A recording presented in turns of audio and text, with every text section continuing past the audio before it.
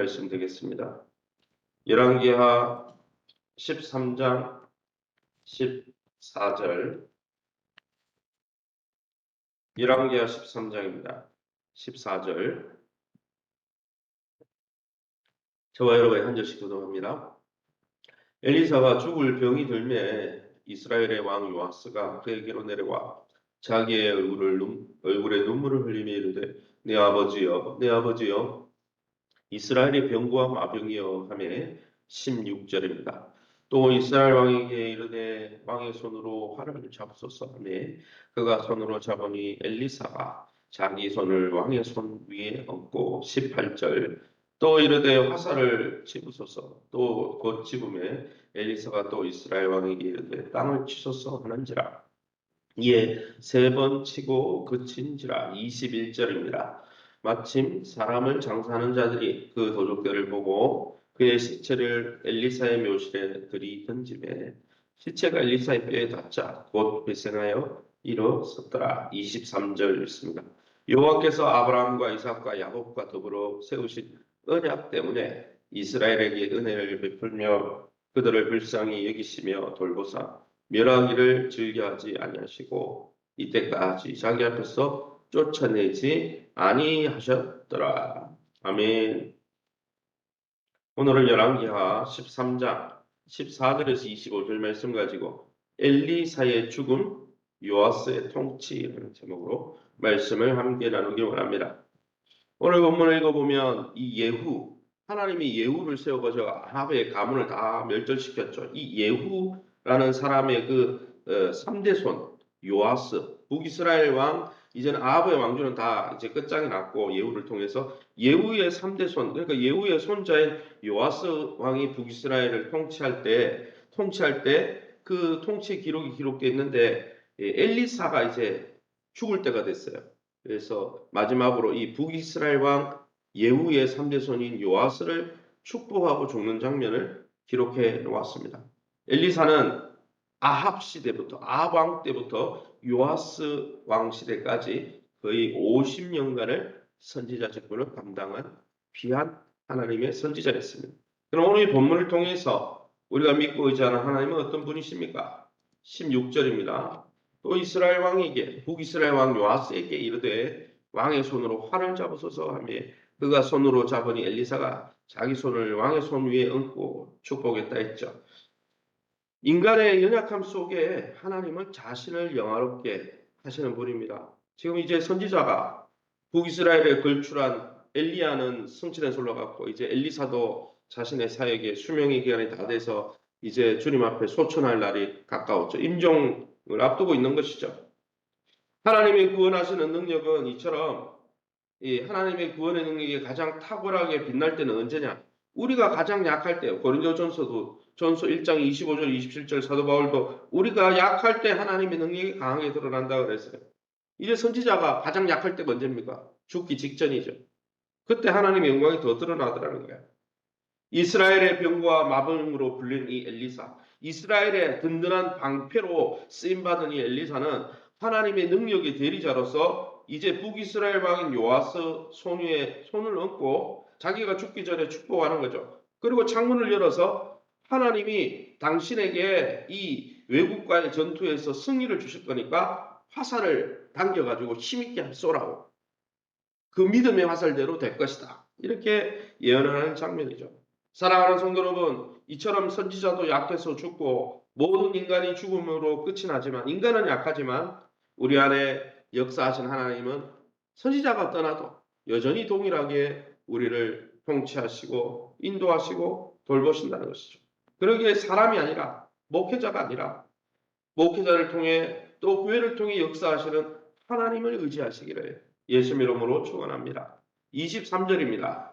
23절 말씀에 여호와께서 아브라함과 이삭과 야곱과 더불어 세우신 언약 때문에 이스라엘에게 은혜를 베풀며 그들을 불쌍히 여기시고 돌보사 멸하기를 즐겨하지 아니하시고 이때까지 자기 앞에서 쫓아내지 아니하셨더라. 하나님은 약속이 신실한 분입니다. 하나님이 왜 북이스라엘은 남유다 왕국과 비교하면 다윗이 계속 유지했던 남유다와 베냐민 예루살렘 성전의 하나님을 예배하던 그들과 비교하면 물론 뭐 그 사람이 그 나물의 그 밥이지만 그래도 남유다와 비교하면 완전히 싹수가 노란 완전히 하나님을 잘 섬긴 적이 없는 남유다는 그래도 가끔씩이라도 잘 섬겼는데 그런 나라였어요. 그런데 왜 그 나라를 왜 하나님이 멸망시키지 않았습니까? 남유다는 다윗과 맺은 언약이 있었어요. 다윗의 후손을 통해 그리스도가 올 거고 영원히 그 나라를 통치하라는 언약이 있었으니까 하나님 지켰다는 건 이해되는데 북이스라엘은 다윗과 맺은 언약이 없거든요. 그들은 유다 지파가 아니잖아요. 그런데 하나님은 왜 이들에게 긍휼을 베풀고 계속 이렇게 걸출한 엘리야와 엘리사가 남유다의 선지자가 아니고 북이스라엘의 선지자였어요. 이렇게 걸출한 선지자들을 왜 북이스라엘에 두었을까요? 약속의 신실한 분이었기 때문에. 누구와 약속했습니까? 이 열 지파가 아브라함과 이삭과 야곱의 후예들이잖아요. 아브라함과 언약을 맺었고 후손들을 축복한다고 이삭과 야곱에게 말씀하셨잖아요. 너희의 후손을 축복하겠다고. 그들의 후손이기 때문에 하나님이 세우신 그 언약을 기억하시고 그의 백성을 돌보셨기 때문에 멸하지 않고 계속 하나님 은혜를 베푼 거죠. 사랑하는 성도 여러분, 아직도 우리가 주님 앞에 있고 우리가 우리의 삶을 영위하고 있는 것은 하나님의 신실한 약속에 근거한 하나님의 사랑 때문에 우리가 유지되고 있는 거예요. 목사님, 우리는 다윗의 후예도 아니고 아브라함의 후예도 아닌데 우리는 노아의 언약이 있잖아요. 노아의 후손 남셋 야벳 황인족이잖아요. 우리는 노아의 언약이 있죠. 또 아담의 언약이 있죠. 아담과 하와에게 언약을 주셨거든요. 또 더 중요한 것은 영적으로 이제 새 언약 예수 그리스도를 믿었기 때문에 예수 그리스도의 사람들이잖아요. 사랑하는 성도 여러분, 그러기에 이 하나님의 신실하심 앞에 날마다 감사하면서 하나님의 은혜에 보답하는 복된 삶을 사시기를 예수님의 이름으로 축원합니다. 21절 말씀입니다. 마치 사람을 장사하는 자들이 그 도적들을 보고 그의 시체를 엘리사의 묘실에 들이던 집에 시체가 엘리사의 뼈에 닿자 곧 회생하여 일어섰더라. 죽음과 패배가 있는 곳에 새 생명의 역사를 써가시는 하나님이십니다. 사람들이 이제 아마 엘리사가 죽어서 이 장사 지낸 것 같아요. 묘에 장사 지낸 거죠. 옛날의 묘는 우리나라처럼 땅에 매장하는 게 아니고 굴에 넣어놓는 거죠. 시신을. 그죠? 예수님 시대처럼. 그죠? 굴에 넣어놓는 건데 사람들이 엘리사 무덤을 시체에 넣어뒀는데 이렇게 굴에 넣어서 안치했는데 어떻습니까? 그 시체가 안치했는데 다른 또 시체를 시신을 아마 장사하려고 또 갔겠죠. 가다가 도적들을 만난 거예요. 그래서 도적들을 만나니까 어이쿠 그러고 시체를 그 엘리사의 그 굴에 던져놓고 도망가 버렸던 거죠. 그랬더니 그 시체가 엘리사의 죽은 뼈에 닿으니까 와 하나님의 선지자를 통해 얼마나 하나님의 역사가 있었던지 죽은 뼈에 죽은 시신이 닿았는데 살아나더라고요. 대단하죠. 이것은 무엇을 이야기합니까? 엘리사가 죽었어도 대단하다 이걸 이야기하는 게 아니에요. 엘리야와 엘리사는 죽은 사람까지 살린 선지자들입니다. 구약의 선지자 중에 죽은 사람을 살린 선지자는 이 두 사람 말고는 없어요. 그러면 엘리야와 엘리사는 누구를 예표하는 건가? 예수 그리스도를 예표하는 겁니다. 이사야, 에레미야, 에스겔 다 선지자들이지만 질질 짤고 울고 하나님 은혜 달라고 이렇게 기도한 사람들이었지 이런 능력은 나타나지 않았거든요. 그래서 여러분 산상 변화산에서 엘리야가 나타나잖아요. 예수님을 예표하는 모세가 나타나잖아요. 그리고 예수님과 만나잖아요. 이들은 다 예수 그리스도를 예표하는 인물들이었어요. 그래서 그런 능력을 하나님이 보여주신 것이죠. 이들이 대단해서가 아니에요. 때가 되면 엘리사보다 더 크시니 예수님이 오시는데 죽은 자 가운데서 부활하심으로 직접 부활하심으로 사망 권세를 다 무너뜨리시고 하나님을 믿는 자들을 일으키신다는 것을 보여주는 예표적인 사건이지 이걸 그냥 신기하라고 기록해 놓은 게 아니라는 거죠. 그러면 이 본문을 통해서 우리에게 주시는 교훈이 뭡니까? 14절입니다. 14절 말씀 보겠습니다. 엘리사가 죽을 병이 들매 이스라엘 왕 요아스가 그에게 내려와 자기 얼굴을 눈물을 흘리며 이르되 내 아버지여 내 아버지여 이스라엘의 병거와 마병이여. 14절을 읽어보면 하나님의 사람 하나님의 선지자도 병들어 죽더라는 거예요. 믿음이 있든 없든 아담의 후에 죄를 원죄를 지은 모든 인생은 다 죽음의 문을 피할 수 없습니다. 그러나 죽어도 부활하는 사람이 있죠. 믿음으로 생명의 주님 예수님께 맞닿아 있는 자들은 여러분 죽어도 살겠고 하신 주님의 말씀처럼 하나님의 때에 다 부활의 몸으로 살아나는 것이죠. 14절에 계속해서 요아스는 엘리사가 위급하다는 소식을 듣고 찾아와서 내 아버지여 내 아버지여. 왜요? 엘리사가 이 나라를 지켰거든요. 그리고 이스라엘의 병거와 마병이요.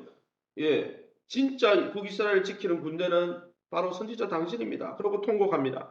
이 고백은 이제 죽음을 앞둔 선지자에 대한 안타까움과 존경의 표현인 동시에 엘리사가 죽으면 이제 누구를 의지해야 됩니까? 이렇게 걱정하고 불안하는 요소도 깔려 있는 것이죠.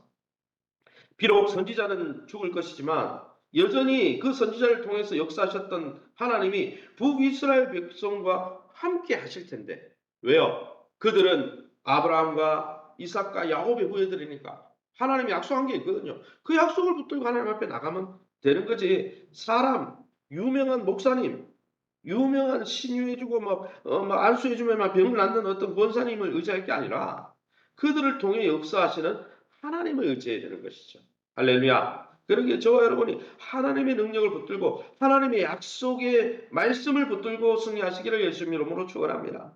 마지막으로 18절입니다. 또 이르되 화살들을 집으소서. 곧 집음에 엘리사가 또 이스라엘 왕에게 이르되 땅을 치소서 하는지라. 이에 3번 치고 그쳤다.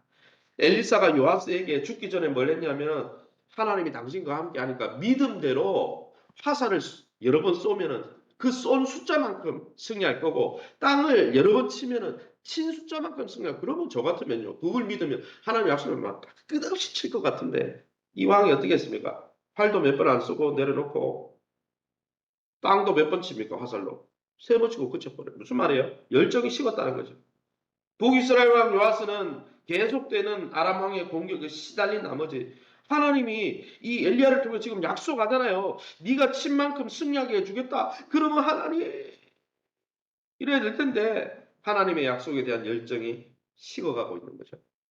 왜요? 엘리사가 죽으면 끝인데 사람 보고 있는 거예요 지금. 엘리사의 죽음의 임종의 시간에 하나님이 엘리사의 입을 통해 지금 이야기하고 있는데 하나님의 약속에 대해서 강렬한 반응으로 붙들면 되는데 사랑하는 성도 여러분, 날이 가고 달이 갈수록 우리가 연수가 차가고 우리의 나이가 들어갈수록 우리의 열정은 어떻습니까? 우리의 하나님의 말씀에 대한 약속에 대한 열정은 어떻습니까? 모세는요 죽기 직전이 더 뜨거웠어요. 여호수아 관련 보세요. 죽기 전에 나와 내 집은 오직 하나님만 섬기겠다. 다니엘이 죽기 전에도 계속 불타서 쓰임 받았습니다. 하루 3번씩 기도하면서. 나이가 들면 점점 신앙도 떨어지는 게 아니고 진짜 믿음의 사람들은 나이가 들수록 더 예수님을 닮아가고 더 뜨거워지고 이게 정상적인 거예요.